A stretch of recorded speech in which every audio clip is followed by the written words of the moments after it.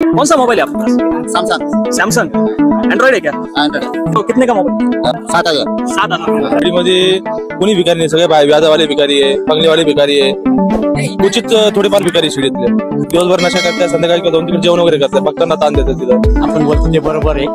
बाहेरून खास धंदा म्हणूनच शिर्डीत भिकारीचं रूप घेऊन येतात. व्हाईटनर पेनर आहे बाकीच्यांचं आहे ना त्रास. हे जे पोरं वाईटले करतात, कुठं पाय झोपलेले त्यांचे डायरेक्ट पर्स गायब करायची, नाही आता मारहाण करायची त्यांना. बघा, ही जी महिला तुम्ही बघत आहात, या महिलेचा सुद्धा व्याजाने पैसे द्यायचा धंदा आहे. बट इमोशनली लिटिल बिट कि हाँ भी इनको बहुत जरूरत है, तो ऐसा कुछ लगा और मेरे को लगा कि नहीं यार ये कुछ ऐसे fool they are just making me fool. और जब मैंने नहीं दिया तो वो कुछ अपशब्द बोल के मेरे को निकले. 2 मुलं होते, व्हाईटनर पित होते, त्यांची टूप घेतली मी, टूप खाली फेकली, तिला माचीस लावल्यानंतर तिला आग लागली. 30 डिसेंबरला आम्ही एक बातमी केली होती, ज्यामध्ये एक व्हाईटनरची नशा करणारा मुलगा आम्ही पकडला. तो लोकांच्या खिशातून पैसे वगैरे काढत होता. तर हाच विषय घेऊन सुजय विखे जे माजी खासदार होते, त्यांनी याच विषयावर वक्तव्य केलं की अशा प्रकारचे जे नशेडी लोक आहेत हे शिर्डीमध्ये गोळा होतात, कारण यांना साईबाबाच्या भोजनालयामध्ये मोफतमध्ये जेवण मिळतं. आणि मोफत जेवण मिळाल्यामुळे हे लोक शिर्डीत येतात, काही दिवस त्या जेवणावर गुजराण करतात आपली, आणि हळूहळू इथं त्यांचे मित्र तयार होतात. मग ते नशेच्या आहारी जातात आणि मग त्यानंतर वेगवेगळ्या प्रकारचे गुन्हे शिर्डीमध्ये करतात. तर यावर सुजय विखे बोलले की फ्रीमध्ये जेवण देण्यापेक्षा इथं त्याची काहीतरी किंमत असावी, 10 रुपये वगैरे अशी काहीतरी किंमत असावी, असं सुजय विखेंनी सुचवलं. आणि त्यांच्या बोलण्याचा विपर्यास करून खूप लोकांनी त्यावर तोंडसूक घेतलं आणि त्यांचा विरोध केला त्यांच्या बोलण्याचा पूर्णपणे. तर सुजय विखे हे कशा प्रकारे बरोबर होते, त्यांचं बोलणं कशा प्रकारे बरोबर होतं, हे आज आम्ही तुम्हाला दाखवणार आहे. त्या बातमीची फुटेज जी त्या दिवशी आम्ही जो पकडला होता, म्हणजे सुजय विखेंनी जे वक्तव्य केलं त्याच्या 3-4 दिवस आधी आम्ही तो एक नशेडी पकडला होता. असे नशेडी इथं सर्रास रस्त्याने फिरताना दिसतात. त्या दिवशी तो अचानक आमच्या समोर कोणाला तरी लुटताना दिसला म्हणून आम्ही पकडला. तर त्या बातमीची लिंक वर तुम्हाला आय बटन मध्ये मिळणारच आहे. आता असे कोणकोणत्या प्रकारचे भिकारी शिर्डीमध्ये असतात, ते खरंच भिकारी आहेत का, काय काय त्यांचे इतर व्यवसाय आहेत. आता मी तुम्हाला सांगू शकतो की काही भिकारी असे आहेत जे व्याजाने पैसे वाटतात, त्यांची व्याजाने पैसे वाटण्याचे धंदे आहेत, त्यांचे स्वतःचे बंगले आहेत. अशा प्रकारचे भिकारी शिर्डीमध्ये आहेत. इथले जे रहिवासी आहेत त्या रहिवाशांना आपण आज विचारू, ते तुम्हाला सांगतील की कशा कशा प्रकारचे भिकारी शिर्डीमध्ये तुम्हाला पाहायला मिळतात. जे सुजय विखे बोलले ते जे खरे गोरगरीब आहे त्यांच्याविषयी बोललेले नाही, तर ते बोलले अशा भिकाऱ्यांविषयी ज्यांच्याकडं पैसा आहे, सगळं आहे, पण ते फक्त एक धंदा करण्यासाठी इथे येतात. आता जसं तुम्ही बघू शकता, इथे एक भिकारी फिरताना तुम्हाला दिसतोय. हे बघा, हा एक भिकारी, हा व्यक्ती सुद्धा जवळजवळ 3-4 वर्षापासून, जास्त म्हणता येईल अशा वर्षापासून हा भिकारी शिर्डीमध्ये फिरतोय. तर याची परिस्थिती अशी, हा व्याजाने पैसे वाटतो. हे जर आपण त्याला विचारायला गेला तर तो सांगणार नाही. आपण जरा बघू त्याच्याकडे काय. अन्ना, मोबाइल यूज करते हैं क्या आप? कौन सा मोबाइल? मेरा सैमसंग। दिखाओ ना। अभी नहीं। अरे आपके जेब में होगा अन्ना। आज नहीं। कौन सा मोबाइल है आपके पास? सैमसंग। सैमसंग एंड्रॉइड है क्या? एंड्रॉइड। कितने का होगा? भाई सेकंड हैंड में ले लिया। तो कितने का मोबाइल? 700 7,000। 7,000 का मोबाइल अभी नहीं है आपके पास? ठीक है ठीक है, चलो ठीक है, कोई बात नाही. तर हे अशा प्रकारे आता याच्याकडे 7,000चा मोबाईल आहे. तो तोंडाने सांगतोय की याच्याकडे 7,000चा अँड्रॉइड मोबाईल आहे सॅमसंगचा म्हणून. चला आपण आता दुकानदारांना विचारू की कशा प्रकारचे इथं भिकारी दिसतात.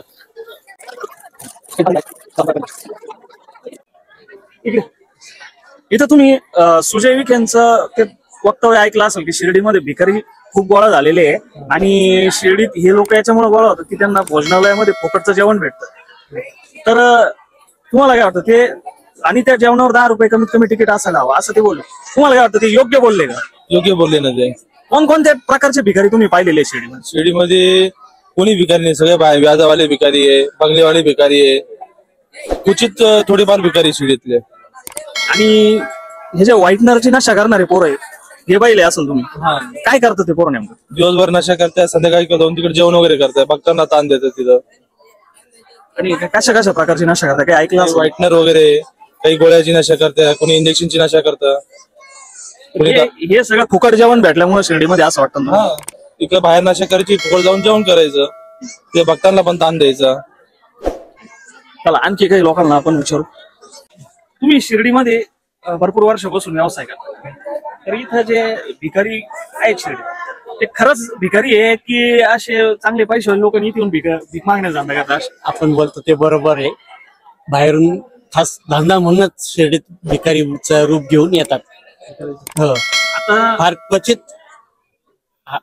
अपंग वगैरे आहेत, हा, ते हातावर बोटाच्या मोजणे एवढेच येते. एवढे हो. खरे भिकारी, खरे भिकारी त्यांना खरंच तेच. गरज हो, आहे. गरज. आणि जास्तीत जास्त भिकारी हे नकली भिकारी, खोटे नकली भिकारी. भिकारी आहे, हे बाहेरून येतात. आणि इथे येऊन जे पोरं तुम्ही पाहिले असेल व्हाईटनर वगैरेची नशा करतात, तर ते पोरं पाहिले असेल तुम्ही? ते तर लहान लहान मुलं सर्रास मारामाऱ्या करतात, हे करतात, व्हाईटनर पिऊन मागे लागतात, कस्टमरच्या त्रास देतात कस्टमर. त्रास देतात. ते पण काय भिकारी म्हणून भिकारी नाही. गोरगरीब म्हणून त्यांच्याकडे पाहणं योग्य नाही. योग्य नाही. सुजय विखे यांनी अशी मागणी केली होती एका भाषणामध्ये की शिर्डीत फुकटचं जेवण भेटतं साईबाबा संस्थांकडून, म्हणून हे लोक शिर्डीत यायला सुरुवात होते आणि इथं त्यांची संख्या वाढलेली. आणि हे ताज आहे की काहीतरी 10-20 रुपयाचं तिकीट चालू झालं पाहिजे. त्यांचं बोलणं योग्य वाटलं तुम्हाला? बोलणं योग्य आहे. भिकाऱ्यांसाठी काहीतरी एक ठोस उपाय योजना झालीच पाहिजे. हे प्रत्येक कस्टमरच्या मागे हात धुवूनच लागतात. म्हणजे यांच्यावर दया करण्यापेक्षा हे लोकांना त्रासच जास्त येतात. हो, खूप. चला, अशा प्रकारच्या प्रतिक्रिया आपल्याला इथं पाहायला मिळतात. अरे शिर्डीत जे भिकारी फिरताना दिसतंय, हे खरे भिकारी किती आणि खोटे भिकारी किती असेल याच्यामध्ये? याच्यामध्ये 50% खरे, 50% खोटे. आणि जे काय काय पोरं फिरताना व्हाईटनर वाले, ते रात्रीचे मग हे जे बाकीचे राहतात ना कुठं झोपणारे रस्त्यावर, त्यांच्या बॅगा बिगा डायरेक्ट उचकीत्या, त्यातून पैसे काढून घ्या, त्या त्यांना मारित्या.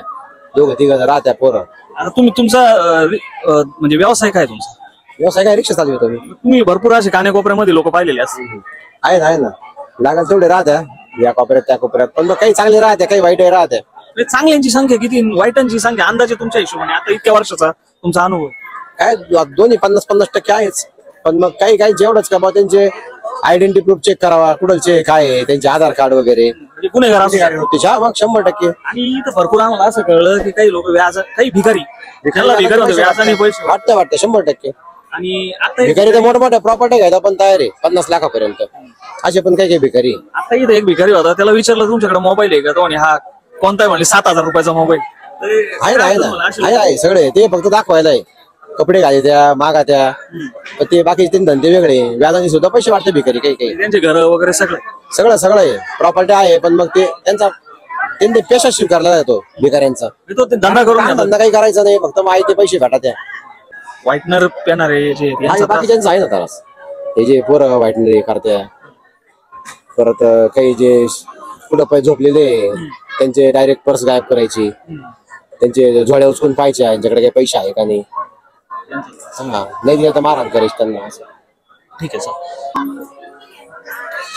आता आपण चाललेलो आहोत चावडीपासून 3 नंबर गेटकडे. 3 नंबर गेटला तुम्हाला सगळ्यात जास्त भिकारी दिसते. तर आपण चला पाहू तिथं कोणत्या प्रकारचे भिकारी तिथं आहेत. आता काही दिवसांपूर्वी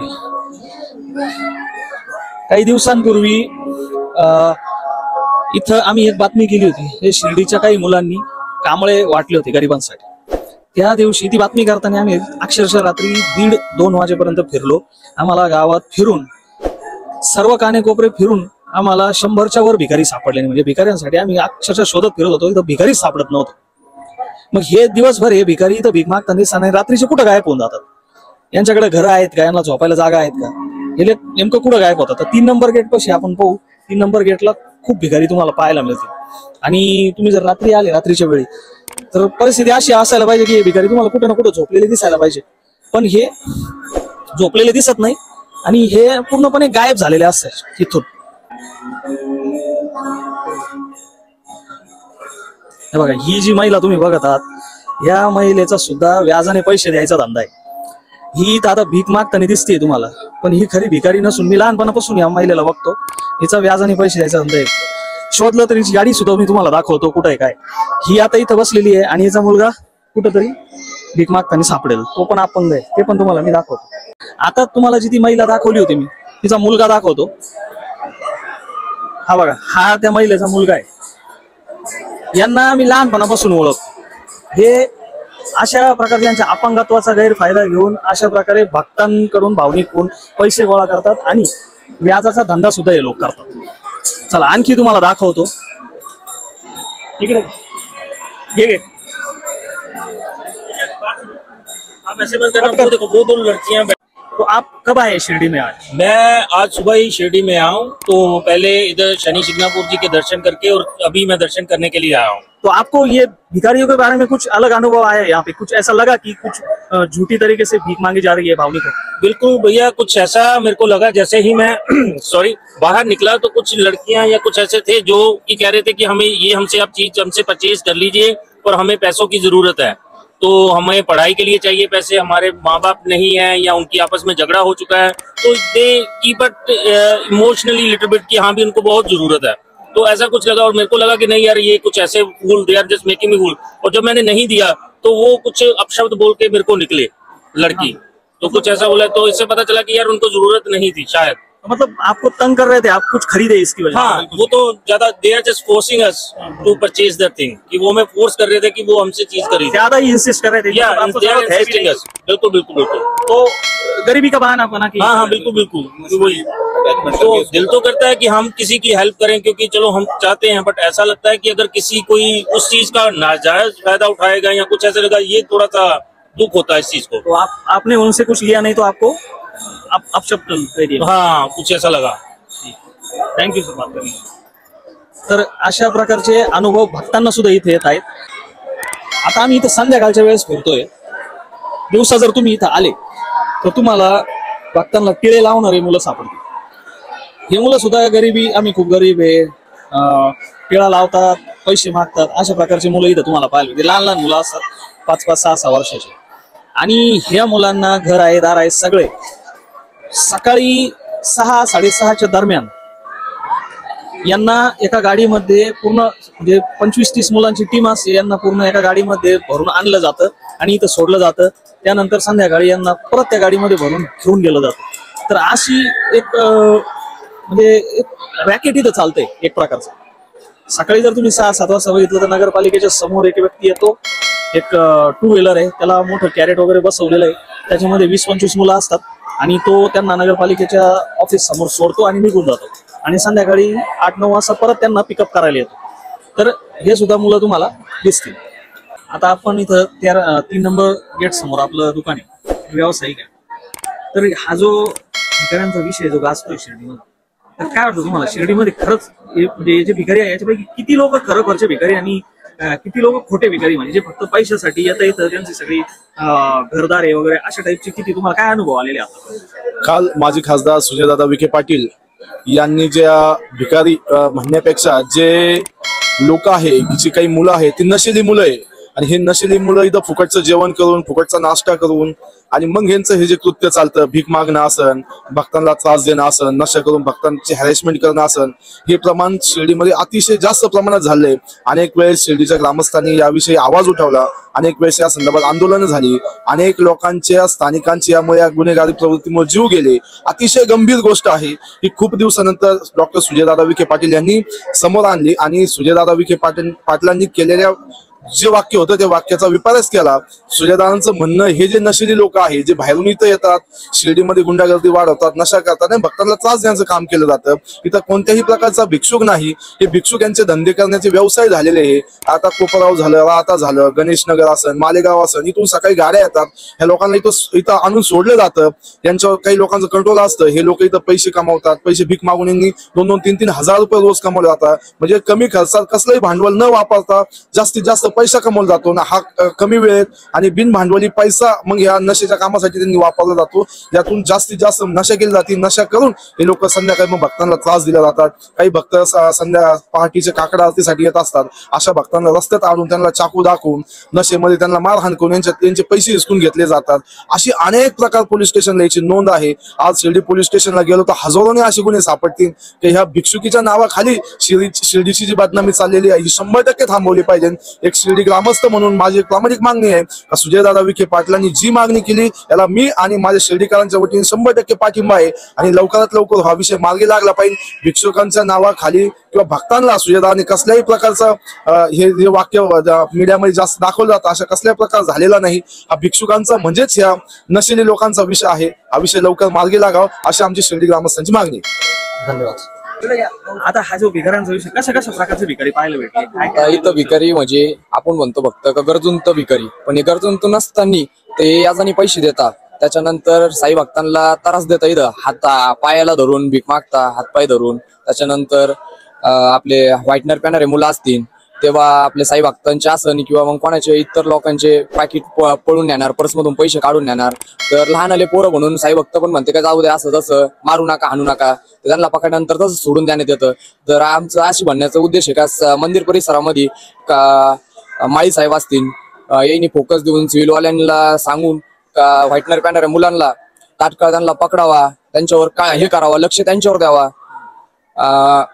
इकडं तिकडं थोडं लक्ष। कधी तुमच्या हाती लागलेले का असे पोरं काही केलं? रात्री 1:15 वाजता 2 मुलं होते, व्हाईटनर पित होते, त्यांची टूप घेतली मी, टूप खाली फेकली, तिला माचीस लावल्यानंतर तिला आग लागली। म्हणजे एवढं पॉवरफुल व्हाईटनर ते किती नशा होत असन। त्या नशेच्या भांडणामध्ये कोणावर ब्लेड पान पण सापडलं त्यांच्या खिशात, असे छोटे छोटे 2 ब्लेड पान होते, ते सुद्धा बघितले आम्ही। ते 2 ब्लेड पान होते, ते ब्लेड पान खाली फेकले आम्ही। त्याच्यानंतर त्याला म्हणलो का काय रे काबर पितोय व्हाईटनर असं तसं, तो पडी उत्तर द्यायला लागला। तर आम्हीच असं म्हणलो उद्या ह्योच आपल्यावर पाळक ठेवून मागून आपल्याला काही करू शकतोय।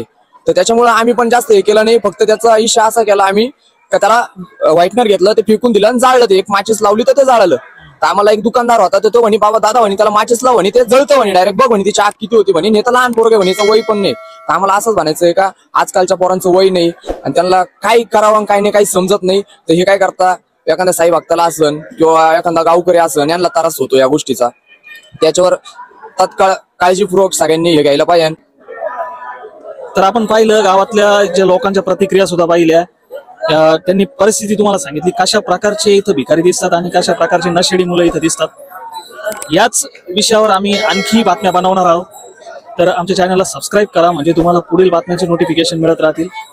कॅमेरामॅन विजय पवार सह अमोल कोते, खबर भारत, शिर्डी।